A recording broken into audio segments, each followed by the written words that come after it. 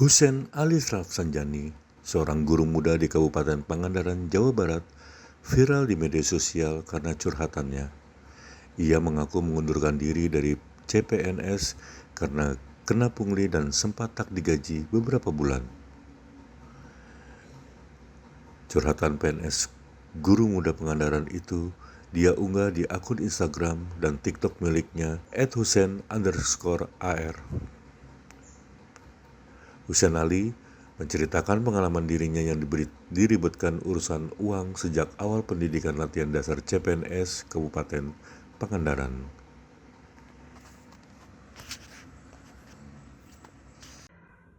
Assalamualaikum warahmatullahi wabarakatuh. Saya Husein.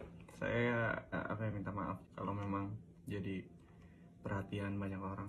Saya cuma mau ngejelasin detailnya ya, kenapa saya bisa berani speak up, kenapa saya bisa berani untuk mengundurkan diri gitu. Awalnya tuh waktu Latsar 2020, setelah kita menerima surat tugas dengan detail anggaran yang sudah dibiayakan oleh negara, tiba-tiba hamin seminggu kita disuruh bayar uang transport. Yang bikin jengkelnya tuh ikut nggak ikut sama rombongan. Kalau saya kan naik motor dari Pangandaran ke Bandung. Ada juga kan orang yang nggak bisa ikut karena lagi hamil atau lagi sakit, itu juga disuruh bayar. Makanya bagi saya jengkel aja gitu. Tapi ya udahlah, saya bayar pada waktu itu. Terus di waktu lagi Latsar tiba-tiba ditagih lagi uang sebesar 350.000. Ya walaupun under sejuta lah, bagi beberapa orang mungkin bukan seberapa, tapi bagi kita nih agak berpengaruh gitu. Apalagi waktu itu tuh kita gaji selama 3 bulan belum dibayar. Benar-benar belum dibayar, lagi dirapel katanya. Oh ya udah gitu. Cuma kan jadi berat banget gitu. Sampai yang nagih tuh saya bilang, saya nggak ada uang banget. Saya kasih screenshot isi rekening saya, nggak ada. Di 500.000 aja nggak ada di rekening waktu itu. Jadi saya lapor aja di lapor.go.id, saya kasih cantumannya, saya kasih screenshotan penagihannya, saya kasih bukti transfernya di situ dengan kata-kata yang baik, dengan kata-kata yang saya pikirkan bersama teman-teman saya.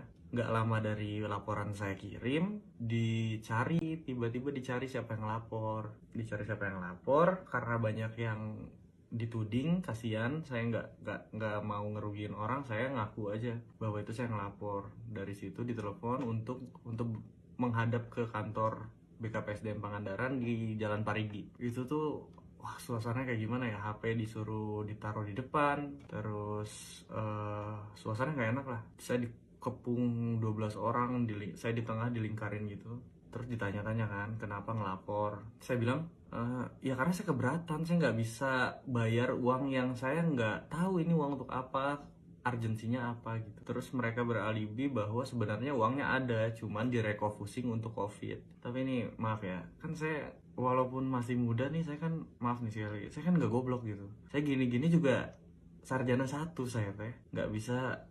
Kalau uang negara tuh, kalau perpindahan dana tuh pasti ada suratnya. Saya mintalah surat perpindahan dananya, mana bu, biar saya laporin untuk nurunin laporan sebelumnya. Masuk akal. Mereka bilang beralasan lagi, katanya nah sebenarnya uangnya nggak ada, jadi karena kamu latsarnya waktu awal online tiba-tiba offline, jadi dananya belum disiapkan dari awal lah.